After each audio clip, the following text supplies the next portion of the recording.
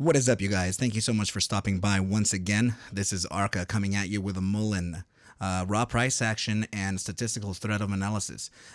Before we get started, let's talk about a couple things. Okay, so for the viewers who can understand the English all the way, definitely click on this area, subtitles right here. If it's English is not enabled, click on English and then go back into it once again, and then do click on the auto translate, and then you can see any of your languages right down here, you guys. So just in case you can't understand the entirety of my message using the English language, please choose this right here. Okay, let's go ahead and hide this this window here. Okay, you guys, so this is MULN that we're looking at in the 1 hour. One more thing, actually, you guys. I wanted to mention this because I'm noticing that there is a number of imposter accounts mimicking me. I just want to pass on the message that I will not message you first. I am definitely I have too many requests for me to be able to just message you out of nowhere. So please know that I will never message you first. And if it seems like it is me, just try to reach out to me, you know, maybe on Twitter or in another platform, and I'll verify it. But I will not message you first, please, you guys. There's a few already. There's already a few imposter accounts out there. Excuse me. So please make sure to subscribe to the channel, share the video, like the video with a friend, so that you can be able to join our ARCa trading community. But with that said, let's begin. Okay, you guys, so we did face a catastrophic fall right now based on the FOMC minutes. And this was what we were talking about yesterday, and it actually assisted MULN in falling to a deeper price as per expected.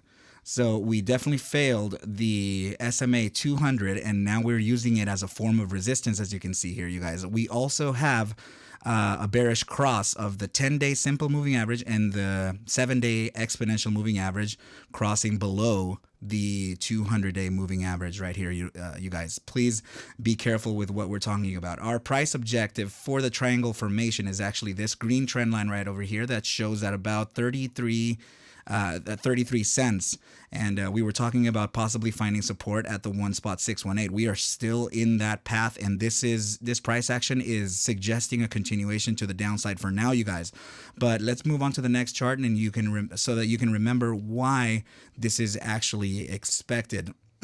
So this is the chart we were looking at yesterday, and we have an ascending channel which we have possibly found. And the reason why possibly is because like we said yesterday, we still do not have at least 2 tests of the resistance to confirm that we are within this formation in the first place.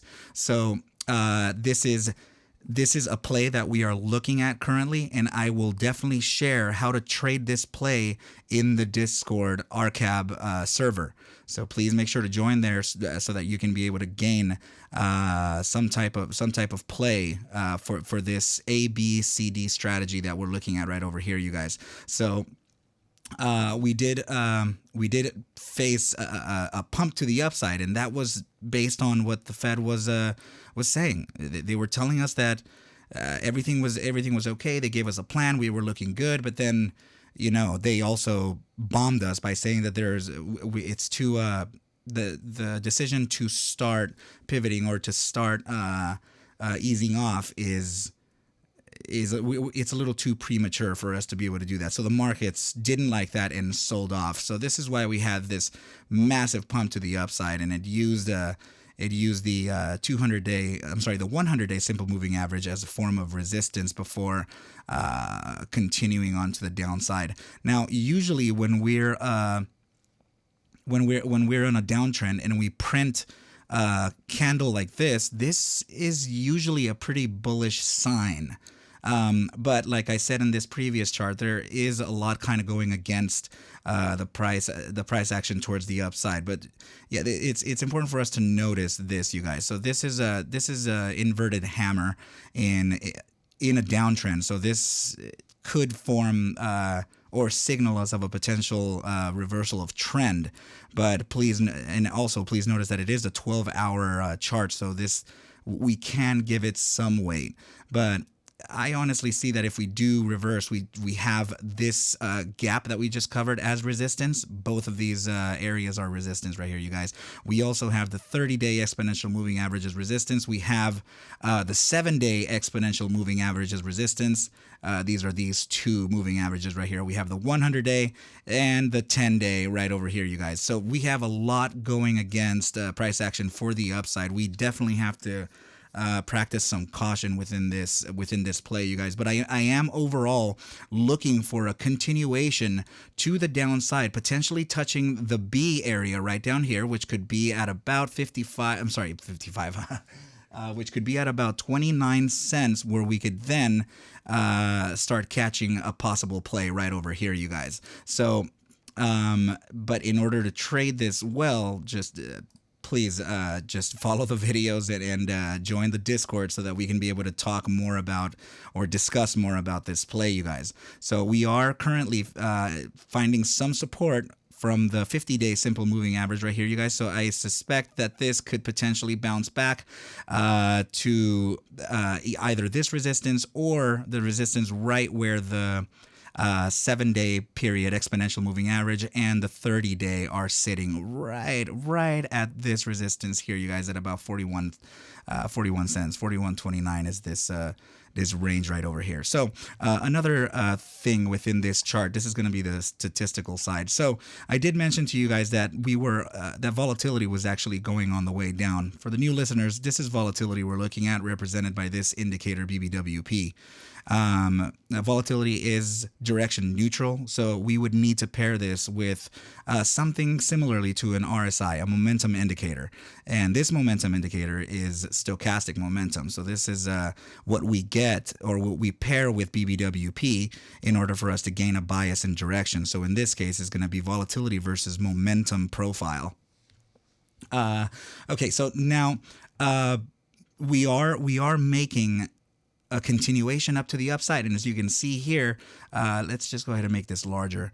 We are at the 90 percentile right now and primed for entry into it. Now, usually when we get two critical zones just like this one right over here and another one right over here, the odds of volatility coming in strong again are a lot greater.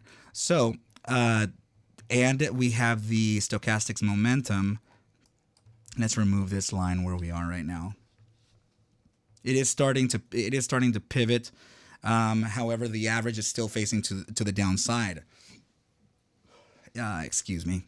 And this can potentially correct from here. We are at, I mean, this is already extremely oversold, you guys. We're at 2.47, so we're very, very, very low. I mean, if you just zoom out for the entirety of the history of the trading for MULN, you'll notice that this green line is right where we've touched like areas like this and more like this one right over here. So you can see that there is still space in comparison to where we currently are right over here. So that we can still fall a bit more before us finding some type of recovery. And the reason why I would love actually for this to continue on to the downside is so that we can definitely make this touch to the B zone right over here so we can catch a play. In doing so, the volatility would then have peaked at critical expansive levels right over here. So then we could start a contraction phase and price action moving towards the upside for us to make what these averages are showing now. So I'm going to go ahead and adjust these averages for tomorrow, you guys. But this iteration right here I guess you could technically call it a failure because we didn't move to the upside from it. So I'll go ahead and just make one more iteration right here, and these are going to change very minimally. But now that we're going into that expansive critical levels of above 90 percentile, we can look at this. So out of 21 iterations, 12 were guessed correct to the upside. That gives us an averaged upside accuracy of 57.14% with an average upside thrust of 172.12% over the span of about just over 13 days. or sorry, just under 14 days, and that can likely get us a pretty nice move. Let's just go ahead and speculate a little bit. So if we reach the B zone right here, let's see what 172% gets us. So 172% puts us very close, very close to our C point right over here, you guys. So this is these are things that we can look out for potential trades. So this is the results thus far are confluent with our formation and our strategy that we're looking at for the next trade. So another very curious thing here is that we, sorry, what are the odds I would double click right on that, right? That the B area right here is very confluent with, what do you know, our 1.618. And the 1.618, if you can see the trend line right there, it's right at about it. Let's draw it right over here. Sorry, guys. Sometimes that thing fails. Okay, yeah, so you can see right over here that the trend line falls at the B zone. So this is very likely that we can take the trade down to this area right here. So we could be facing a pretty nice move. Please know that I am not a financial advisor. Anything I do say and show within these videos, please take as a form of entertainment and do your own DD, and we'll be okay, right? So now for an overall bias and direction for the next day, let's go ahead and gain that by opening up our RSI profile. So this is the immediate short-term time frame. New listeners, please listen up. This is a regular RSI setup. We have it split in two, right? So the top zone, this is our bullish control zone. This is the bearish control zone. And as you can see, they're split in two. The inner zones are the weakness zones for each. So this is bear weakness and bull weakness. The outer zones are bull strength and bear strength percentile. So if you hear me say something like that, you'll know what I mean.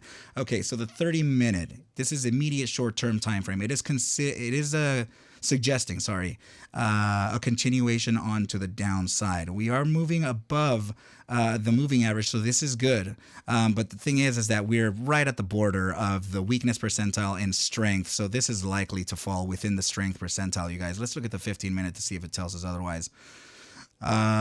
Okay, there you go. Okay, so the 15-minute has made a bearish cross and suggesting a continuation to the downside. Now it is falling into the deeper zones of the weakness percentile, so this is primed for immediate short-term downside, you guys. This is the bi-hourly we're looking at right over here, and it is suggesting an upside with this upside pivot right here. We are trading below the moving average, which is bearish, and it is primed for entry into absolute bear strength. So I wouldn't give this too much credit just yet. We have to see how it resolves, because we can do a type of moving average trend line regression rejection.